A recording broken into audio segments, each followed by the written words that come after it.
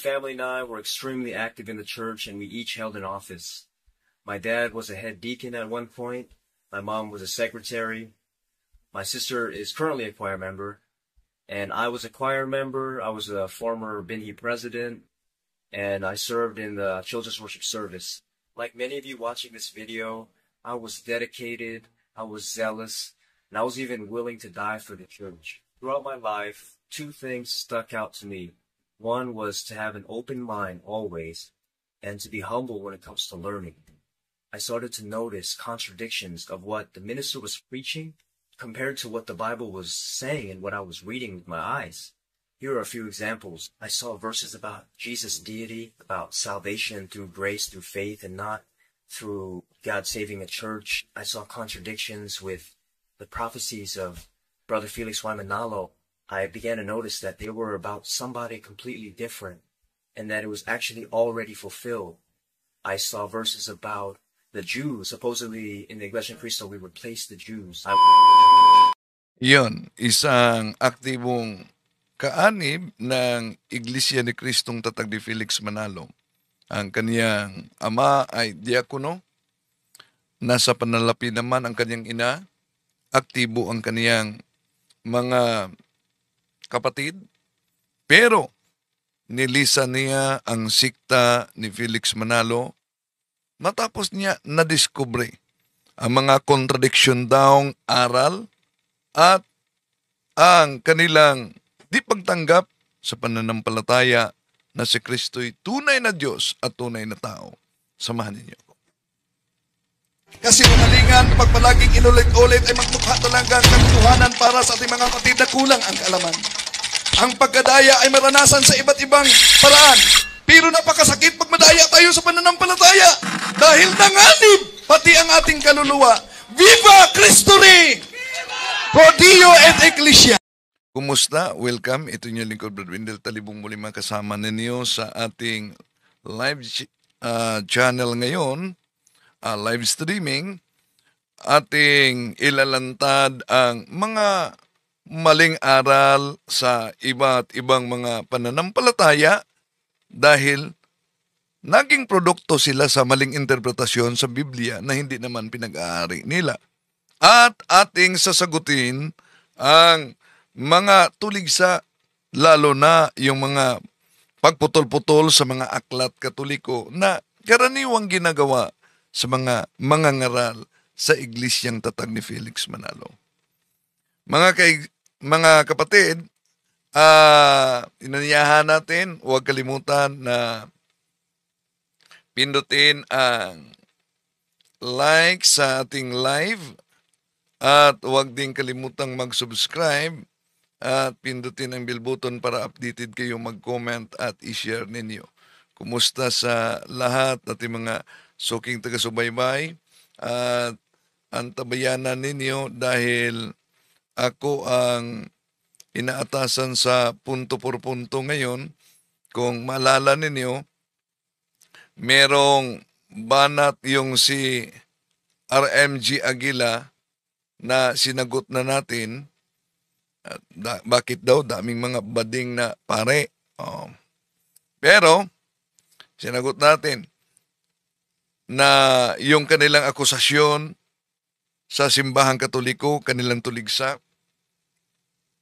At tatalakayin natin sa pagkakataong ito, itong kumakalat din sa social media na, of course, ang pahayag mismo, ito'y pahayag mismo ng kaanib ng Iglesia ni Cristo. Sa pahayag dito ng kaanib ng Iglesia ni Cristo, ito ang kanyang pahayag. Si Felix Manalo nga ba ay isang rapist? Sagot, hindi. Si Rosita Trillanes ay isang miyembro ng INC na natiwalag dahil sa paglabag. Kung kaya, gumanti sa pamamagitan ng pagsusulat ng isang liham kung saan sinabi niyang siya'y hinalay di umano ni kapatid na Felix Manalo. Sinampahan siya ng libel ni kapatid na Felix Manalo sa Court of First Instance at siya ay nakulong. Umapila naman siya sa Court of Appeals kung saan sinabing si Felix Manalo ay man of morals. Nagkaroon ng desisyon ang Court of Appeals sa kaso ng libel na isinampa ni kapatid na Felix Manalo kahit hindi naman siya dumalo ng hearings. Si Rosita kasama ang iba pa ay nakalaya. Hindi na umapila si kapatid na Felix Manalo dahil naawa siya kay Rosita. Alam niyang ginagamit lang siya upang makapagganti ang mga natiwalag sa iglesia. Unti-unting na bagabag ng konsensya si Rosita. Kaya makalipas ang 10 taon, siya'y gumawa ng retraksyon. Humingi ng tawad kay kapatid na Felix Manalo at nagbalik loob sa iglesia. Siya'y naging diakonisa. Makalipas muli ang 10 taon at namatay bilang miyembro ng Iglesia ni Cristo. Ano ang kuminto natin kaugnay dito? Abangan ninyo yan mga kapatid. Kaugnay sa very illogical na post. Bakit illogical? Mamaya, abangan ninyo. Isa-isahin natin, mga kapatid. Okay, pakinggan muna natin ang isang kaanib ng Iglesia ni Cristo. Pero bago dyan, of course, ating acknowledge muna ang mga pumasok ngayon sa ating live. Welcome. Okay. Abangan ninyo yan. Yan ang topic natin mamaya, ha? Oh. Okay, si Jonathan TV Max, welcome home, kapatid. Joey Hapal, Marisa Makahilos, si Chris Serrano, si Delphin Rabago, si Reynaldo Sumuok, si Tomasa Balisario, Alberto Bisorio, si Feliciano Tolentino, si ang taong iyan ay ayaw magpasakop sa pamamahala, mamarunong ngunit, sabi niya, nawala. Tinanggal siya dukon. So, miyembro pala yun ng INC. No? Si Mary Manato, si Humility, si Alex Pipito. Abangan ninyo, si Geraldo Tadli, si Emilyn Sua Estava, Adriano Bautista. Happy Fiesta sa si kapitid na Romel Palma, hello. Si Ken Bus, isang kaanib ito ng Iglesia ni Manalo, isang umalis sa INC, libo-libo naman ang umanib. May mga totoo talaga na libo-libong umanib dahil libo-libong dadaya. Iyon naman ang katuparan sa hula, no? Kung maalala ninyo, San Mateo 24:24, si Shadukon. Okay? Ngayon, pakinggan natin, bakit itong isang napaka-aktibo sa INC, naging choir at iba pang mga posisyon niya, diakono ang kaniyang ama, samantalang nasa pananlapi naman ang kaniyang ina at ang kaniyang mga kapatid may tungkulin din. Eto mga kapatid. Hey everyone, my name is Eldrick Karang, and this is my story of why I left the Iglesia ni Cristo and became a committed follower of Christ. Let me just start out this video. So, ang Iglesia ni Cristo, una, nagdala sila sa pangalan ng Panginoon Hesus Kristo, pero sila ang modern na grupo ng Arianism na hindi naniniwala na si Kristo'y tunay na Diyos at tunay na tao. Kaya nga, napansin niyo, may mga invention na Bible na naman na ipinakita yung mga kaanib. Anong sabi? Ako'y tao og dili Diyos. O, dinagdagan nila. So, tuloy natin. Video by saying that I love every single Iglesia ni Cristo member. I have a heart for each and every person. So mahal niya ang mga miyembro ng Iglesia ni Cristo dahil, of course, yung mama, papa at mga kapatid niya ay nananatili pa sa Iglesia na tatag ni Felix Manalo. I mean, after all, that's what I grew up into. That's the only religion I ever knew. A lot of the friends that I had in that church, we grew up together. I admire the passion, dedication, and faithfulness of every single member to God. What I'm most thankful for is that I was able to know of God right from the start of my life, and I was able to learn God's teachings and His commandments. My mom was born and raised into the church through her parents, and my dad was a Baptist until he met my mom. So, di talaga ito mga Katoliko, no? Dahil handog yung mama niya sa INC, Baptist naman ang kanyang papa, pero na-convert sa INC. Mom and got converted into the church. My family and I were extremely active in the church, and we each held an office. My dad was a head deacon at one point. So, di basta-basta ang ama niya, head deacon daw sa INC. My mom was a secretary. My sister is currently a choir member, and I was a choir member. I was a former Binhi president, and I served in the children's worship service. Like many of you watching this video, I was dedicated, I was zealous, and I was even willing to die for the church. Throughout my life, two things stuck out to me. One was to have an open mind always. So, yun o mana.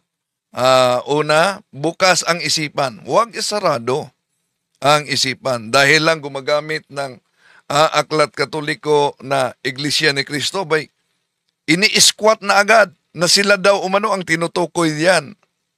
Ano kayo, siniswerte? Tuloy natin. Ways, and to be humble when it comes to learning. A few days after I got baptized. So, kailangan talaga ang pagkumbaba ng loob upang matuto sa pananampalataya. Lalo na kaugnay sa pananampalataya kung ang ating Panginoon Jesucristo ay tunay na Diyos at tunay na tao na di matanggap ng Islam, di matanggap ni Felix Manalo. In the church, my dad told me, son, a lot of the things that you're hearing from the church, they're not true. I was shocked. I always looked up to my dad. I always respected my dad. What he said to me, it really got me questioning, got me curious. And I just remember sitting there and just thinking of the possibility that what my dad said was true. Also, I just want to make it clear that my dad and I only spoke about that topic one time. Over time, as I began to go to every single worship service, I got more and more convinced that the Iglesia ni Cristo was the true Church of Christ in these last days. So, na-convince talaga siya noon na ang Iglesia ni Cristo ay siyang tunay na iglesia daw sa huling araw. Iyon naman talaga ang doktrina ng INC, no? Na lalo na ginagamit nila yung hula sa Isaiah 46:11 na malayong lupain at pinagtagpi-tagpi nila yan na ang tinutukoy daw diyan ay ang Pilipinas.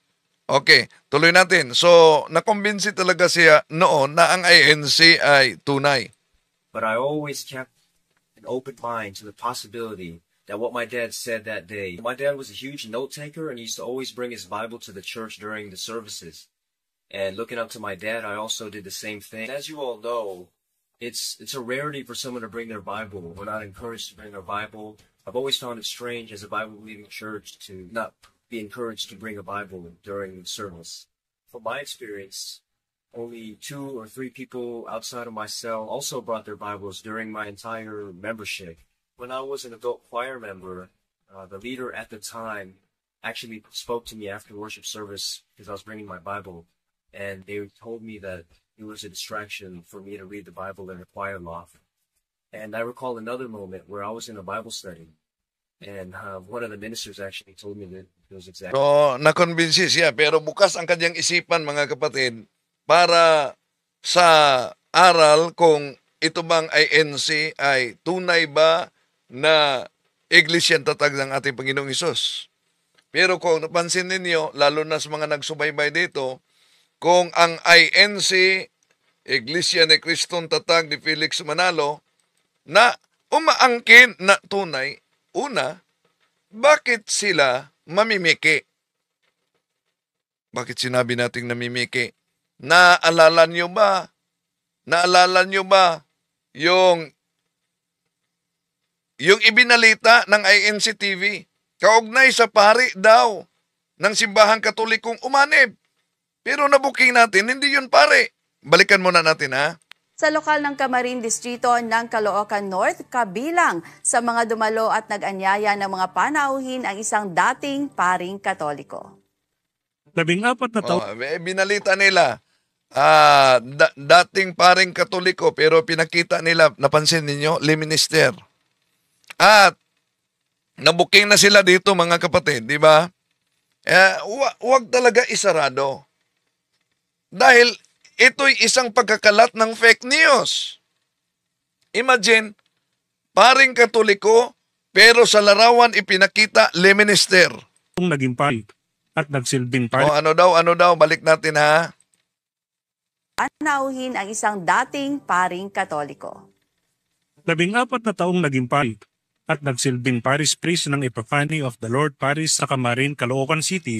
Yung Camarin, Caloocan, naglabas na ng pahayag na walang at hindi totoong pare ng simbahang Katoliko ito. Napansin din niyo, lay minister siya pero pinakilalang pare. Florito Martinez. Mula sa angkan ng mga pari, mahigit 1 dekada rin siyang naging aktibo. Yan. May pinakita sila, nabuking sila dito dahil may pinakita sila na certificate, pare para siya sa ibang sekta sa Surigao area. Kanyang pangangaral sa kanilang simbahan. Yung aking lolo, obispo yun eh. Obispo ang kanyang lolo daw. Sa Mindanao. Sa Mindanao. So, sa Mindanao, sa Surigao area, meron silang sariling sekta na nakaabito. Hindi lahat ng mga nakaabito ay pare tulad dito.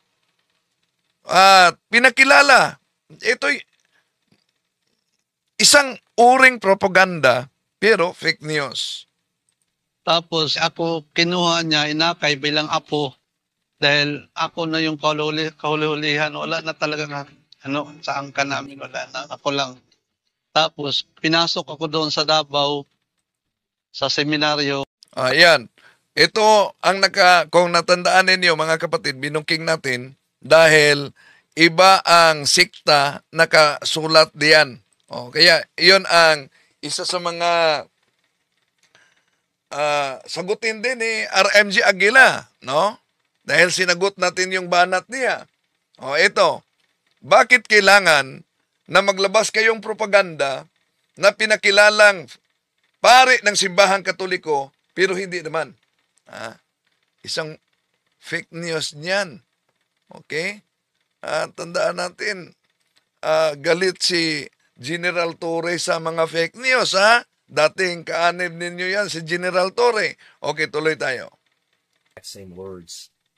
Midway during the Bible study, a few years later, a choir leader who stopped me from reading the Bible actually moved, and a new choir leader replaced that person. And so I stuck my Bible in and to see what would happen this time with the new leadership, and I actually wasn't stopped. I was following along in every service. I loved to take notes, and I would read verse by verse and follow everything that the minister was preaching. One day, I decided to read the entire context of the Bible, not just the verse that was read, but the entire chapter. I just wanted to learn the whole story of each verse that was being read. Reading that way, I started to notice contradictions of what the minister was preaching compared to what the Bible was saying and what I was reading. So, pinag-aralan daw niya ang Biblia, yon. Ang Right. resulta, nagkukontrahan, nagsusuwagan ang aral ng INC. No, lalo na sa mga pagpupulong nila, Katoliko talaga ang kanilang binanatan gamit ang mga aklat Katoliko at yung kahit footnote. Naalala nyo ba? Yung footnote ng Biblia na pinutol nila kay Juan Trinidad, kung balikan natin, para lang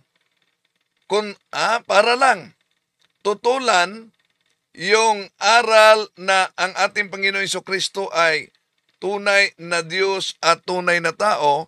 Ito ang binasa ni Ramel Parba sa footnote ng Juan Kapitulo 1:1. Ito sa ating mababasa, ganito sinasabi sa footnote. Verbo at ang anak ay tinawag niyang isang uri ng banaag ng kaisipan na nagmumula sa Ama. Sana napansin niyo na ang salita o yung logos ay kahayagan ng kaisipan. Nang ang salita o logos ay hindi pa ipinahayag o hindi pa lumalabas sa bibig ng Diyos, ito ay salita na nasa isip kayo. Yan. Magaling talaga mamumutol para lang kontrahin ang aral ng simbahang Katoliko. Ginamit ang footnote ng aklat ng Biblia ni Father Juan Trinidad na ginamit ang salitang verbo para lang umano ipaliwanag na siya ay isang uri ng banaag ng kaisipan. Pero ito kasi ang makita ninyo sa footnote, mga kapatid. Yung binasa ni Parba, kotisyon niyan galing kay Santo Tomas de Aquinas. At ang anak ay tinawag niyang isang uri ng banaag ng kaisipan na nagmumula sa Ama. At pagkatapos diyan, may konklusyon siya. Anong konklusyon niya? Sa paliwanag ng Iglesia Katolika, ito sa ating mababasa, ganito sinasabi sa footnote. Verbo at ang anak ay tinawag niyang isang uri ng banaag ng kaisipan na nagmumula sa Ama. Sana napansin niyo na ang salita o yung logos ay kahayagan ng kaisipan. Nang ang salita o logos ay hindi pa ipinahayag o hindi pa lumalabas sa bibig ng Diyos, ito ay salita na nasa isip kayo. So ngayon, paano dinaya yan ng mga ngaral ni Felix Manalo? Lalo na itong sali na ito, pero mga ministro nila, meron talagang sali na ganito dahil bahagi na yan sa kanilang pangangaral. May iniwasan sila sa footnote, mga kapatid. At ang iniwasan nila ay ito. Pansinin ninyo. Ginamit ni San Juan ang pananalitang verbo upang maipakilala niya ang walang hanggang pagka-Diyos ni Jesus. So, napansin nyo ba? Ginamit nila, pagkatapos, yun daw ang paliwanag ng pare na ang verbo ay isang banaag, isang uri ng banaag ng kaisipan. Kaya, ang ating mga kapatid na bukas talaga ang kanilang isip at nagsubaybay dito, lalo na makita nila na pinagputol-putol lang ang mga aklat Katoliko. Halimbawa, anong aklat? Ito, di ba? Pinagputol-putol din. At sa isa pang aklat na pinamagatang ang kabanal-banalang isang tatlo, ang Diyos ng mga Kristiyano, sa pahina 32 ay ganito rin ang ating mababasa. Kaya't hindi maaaring sabihin na tinatawag ng Diyos si Jesus noong mga kauna-unahang araw ng Kristyanismo. Batay sa mga aklat na binasa natin, na sa kaisipan ng mga unang Kristiyano ay walang doktrina ukol sa pagkadiyos ni Kristo. Yan, walang doktrina daw ukol sa gamit nila. Ito, kaya magiging bukas talaga at huwag isarado dahil minadjik ito ng ministro. Ano po ba ang nakasulat? ito kasi ang nakasulat. Napansin ninyo? Ito ang nakasulat, mga kapatid. Si Jesus ang Panginoon. Sa pahayag na ito, ibinibigay ng mga unang Kristiyano kay Jesus ang titulong Kyrios na ayon sa binabanggit na natin ay siyang saling ginagamit ng Septuaginta para sa pangalan ng Diyos na si Yahweh o Adonai. Nagkaroon ng utay-utay na pag-unlad sa pag-unawa sa pagiging Diyos ni Jesus at sa paggamit ng titulong Diyos para sa Kanya. So, yun ang iniwasan, mga kapatid. Yun naman talaga ang katotohanan.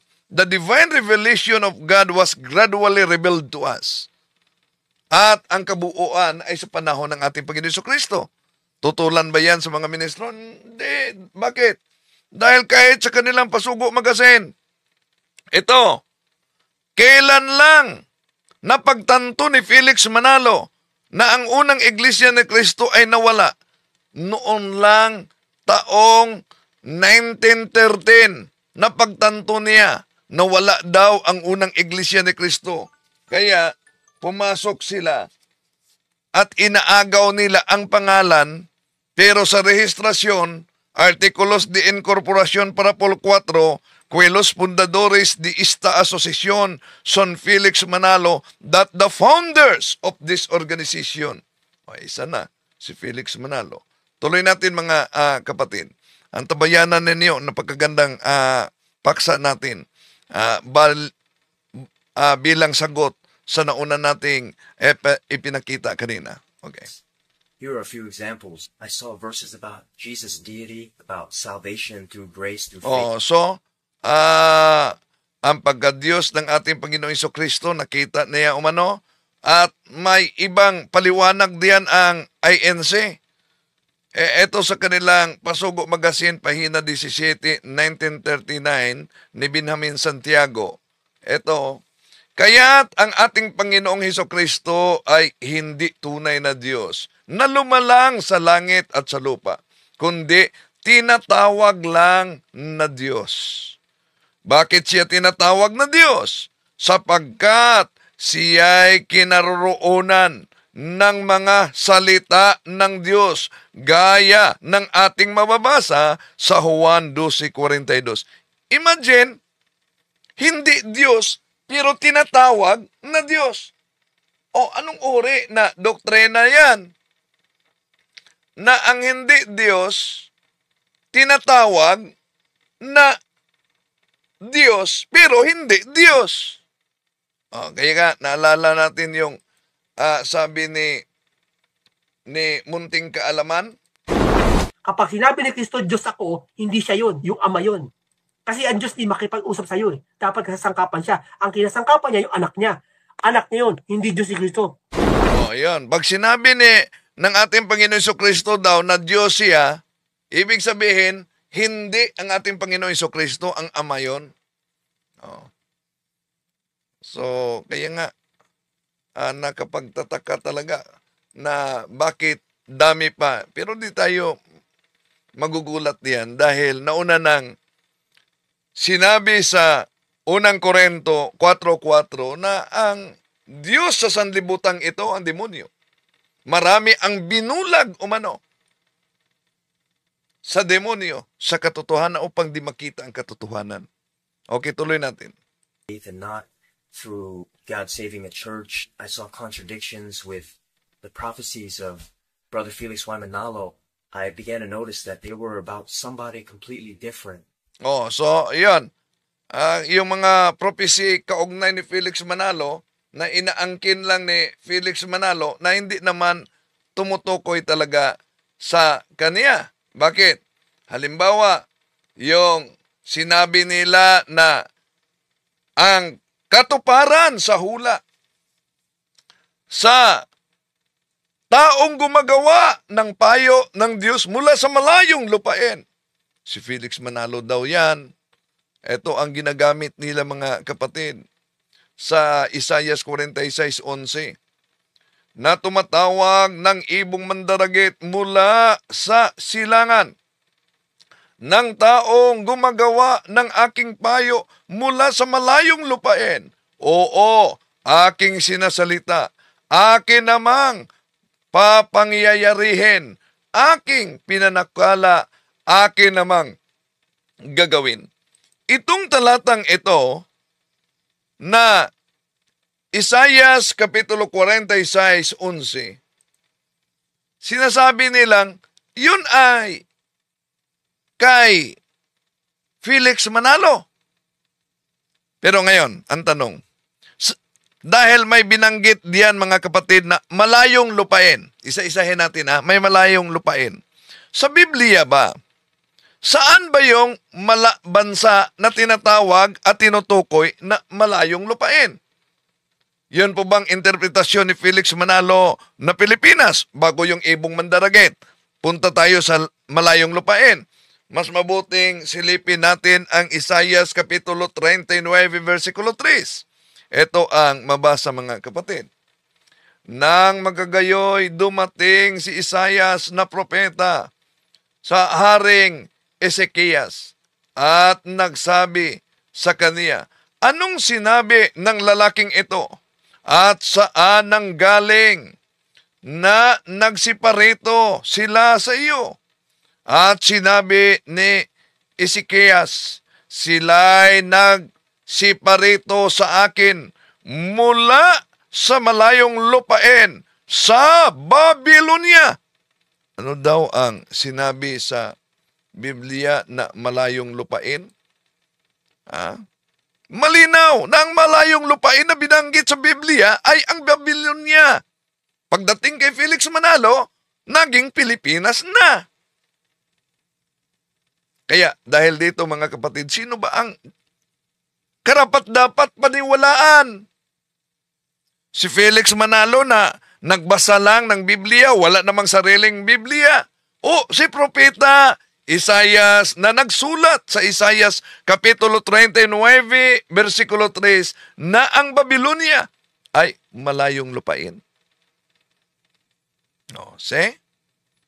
At gusto kong ipahiwatig dito mga kapatid dahil si Propeta Isaias nagsulat din sa mga lugar na tinatawag na silangan, malayo na lupain, at mga pulo sa dagat. Kaya si Propeta Isaias ang dapat din magturo kung saan ito. Hindi yung nagbabasa lang na walang sariling Biblia, di ba? Ngayon, sino naman yung tinatawag na ibong mandaragit? Si Manalo ba yun? Tingnan natin mga kapatid. Isaias 46:11 ginagamit nila. Mabuti gamitin natin ang The Voice. Ginagamit din nila ito na salin. Ito. I am the one who called Cyrus, the bird of prey, from the east, from the land far away. I summoned him to do what I intend.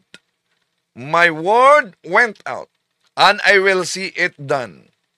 My plan has been made, and I will see it through. So, malinaw na batay sa naturang salin, pinangalanan talaga kung sino ang ibong mandaragit. Ang ibong mandaragit, si Cyrus. At ganun din ang mabasa natin mga kapatid sa Amplified Bible. Ginagamit din nila ito na salin. Calling a bird of prey from the east, from a far country, the man, close parenthesis, Cyrus, of my purpose. Truly I have spoken. Truly I will bring it to pass. I have planned it. Be assured, I will do it. So, sino daw? Si Cyrus. Kahit sa Tagalog version, mga kapatid, eto ang mabasa natin. Na nagsasabi tungkol kay Ciro, siya ay aking pastor at isasagawa ko ang lahat kong kaligayahan. Na nagsasabi nga rin tungkol sa Jerusalem, siya ay magtatayo at sa templo ang iyong patibayan ay malalagay. Alam niyo ba anong tanong ni Parba nito, Ramel Parba? Naalala niyo sa debate ni Father Darwin? Anong tanong niya? Dahil sinabi mo na ang katuparan sa Isaias 46:11 ay si Ciro. Tanong, kung si Ciro ang katuparan niyan, si Ciro ay Hudyo ba? Yun ang tanong ni Parba. Kaya anong sagot ni Father Darwin? Kung kini-question mo si Ciro na hindi Hudyo, kaya di pwede, lalo na si Felix Manalo. Dahil si Felix Manalo, hindi Hudyo, siya ay Pilipino. To make his message known is our responsibility. So here we are to pledge our lives to the Lord.